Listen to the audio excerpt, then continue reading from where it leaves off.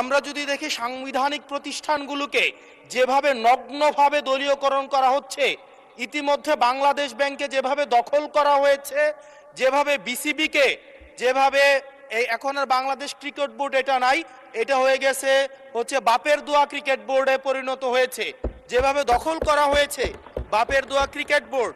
এবং এই বাস্তবতায় আমরা এই গণ অভ্যুত্থান পরবর্তী সময়ে যদি জাতীয় মানবাধিকার কমিশনকে একটা মন্ত্রণালয়ের অধীনে রাখি, স্বরাষ্ট্র মন্ত্রণালয়ের অধীনে রাখি, তাদের মাধ্যমে আমরা নিরপেক্ষ কোনো ধরনের অনুসন্ধান আমরা কতটা পাবো সেটা নিয়ে কিন্তু আমরা সন্দিহান। আমি যখন এই জায়গায় কথা বলছি, ঠিক এই মুহূর্তে 28 জন বিচারককে মাননীয় স্পিকার তাদেরকে শোকজ দেওয়া হয়েছে।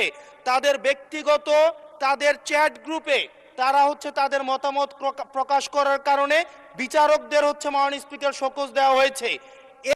আমরা এখানে কোনো বাপের দোয়া মায়ের দোয়া করি নাই। এখন এতদিন পর্যন্ত শুনতাম মায়ের দোয়া পরিবহন আছে, আজকে মাননীয় সদস্যের কল্যাণে দেখলাম বাপের দোয়া কমিটিও আছে।